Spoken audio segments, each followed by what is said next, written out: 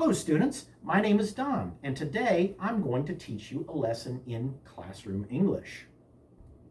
After that first class, the teacher might use an expression like, welcome back, or nice to see you again, good to see everyone again.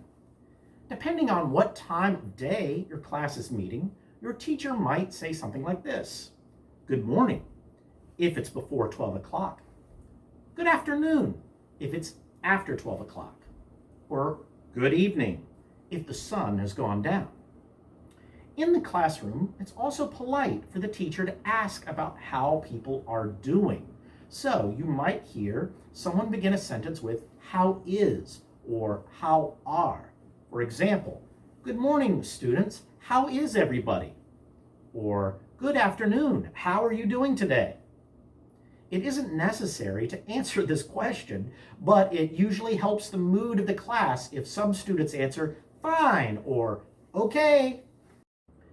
Our second topic is beginnings. These are words or phrases you can hear at the beginning of a class or a particular lesson or any classroom activity. Remember, class can mean a group of students who meet at a certain time to learn about any topic, English, math, science, and so on. The word lesson can be used to mean one topic that forms part of a class. For example, this video that you're watching right now has 7 short lessons because it has 7 topics.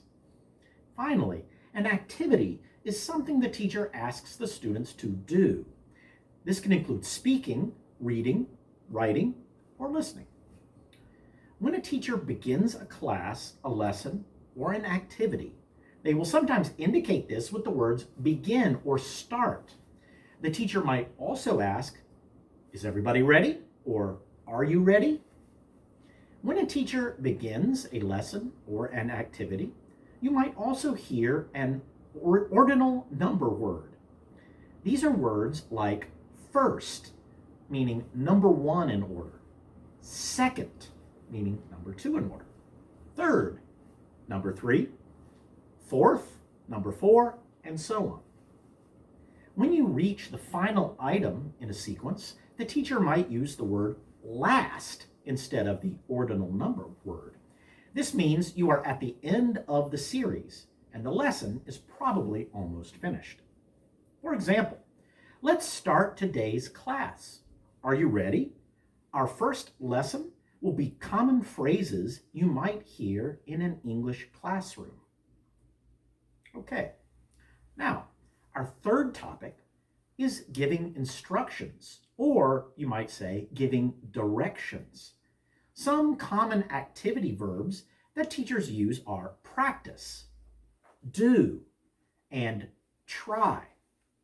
And the common activities for language learning are, of course, read, write, listen, and speak.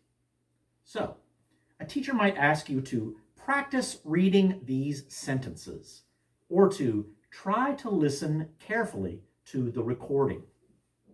If you have a textbook in your English class, some common verbs for books include open, turn to, and look at.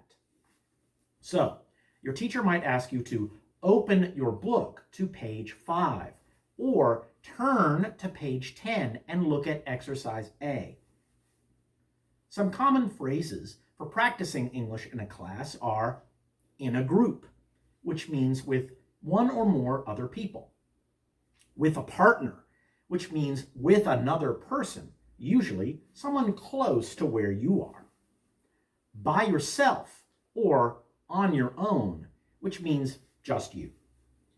And everybody, or everyone, which means all the students. So, for example, everybody practice reading these sentences with a partner. Turn to page 14 and do exercise B on your own. Try asking your partner the questions you see on the board. Look at the example questions, then answer them as a group. Our fourth topic is pair work and group work. When you're learning another language, it's very common for teachers to ask you to practice with other students in your class. This is sometimes called pair work when it's two students working together, or group work when it's two or usually more than two students working together. In pair work, you work with a partner. In group work, you work with your group members. Your teacher might ask you to get together with a partner or with another person. This is asking two students to form a pair. Or your teacher might say to form a group or make a group, which is asking you to make a group of two or more students. To get better at English, you should get comfortable working with another person or with a group of people so that you can practice together. Even language learners can help each other by giving practice and positive reinforcement, like, good job. So, here are some examples you might hear in a classroom. Everybody get together with a partner and practice asking and answering the questions on the board. Form a group of 3 or 4 people and do exercise B on page 15. Now, our 5th topic is asking for comprehension, or asking for understanding. Some common verbs in English for asking about knowledge and understanding include understand, which means to know something. Do you understand me? Yes, I understand you very well. To get something, which is a more informal way of saying understand. Do you get it? Yes, I get you. Or, sure, I get your meaning.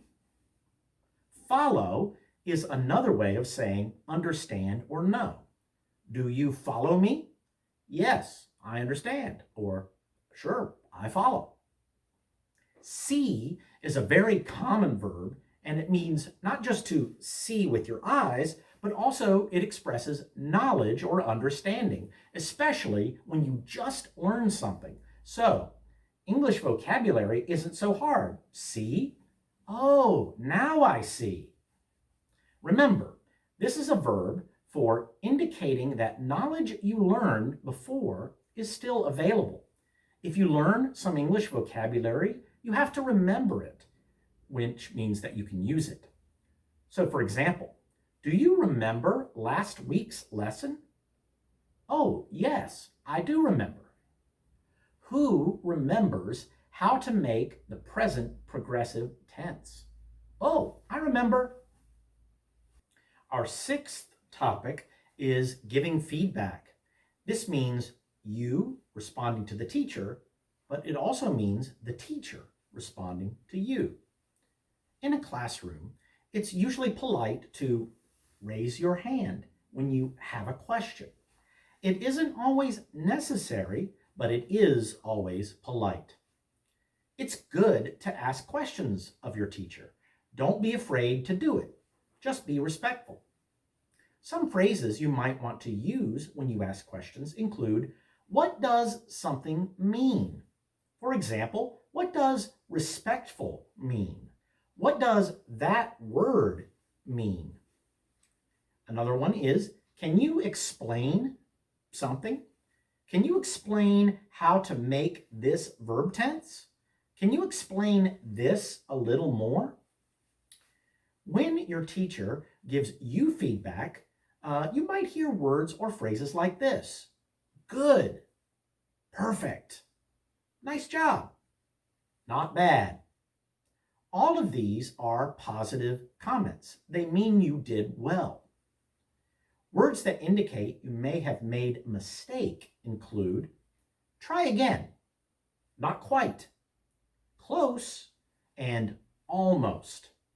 This means you did pretty well, but maybe there were a few small mistakes. Try again and see if you can fix them. Your teacher might also ask you to be louder or clearer. Louder means higher volume, and clearer means to speak more carefully. Usually, slow down to improve how clearly you speak. Now, this is our seventh and last topic, which is endings. Here are some common words that we use in English to indicate that something is ending. Finish, stop, end, time, over, and done. So, for example, it's time to finish class now. We're done with this lesson. Let's stop here for today. We're out of time for today's class. Class is over. See you next week. So, do you understand classroom English now?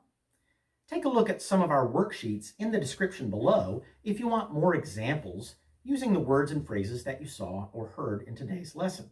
And remember, practice makes perfect. Oh, and don't forget to subscribe to our channel, like this video, and share the video with your friends.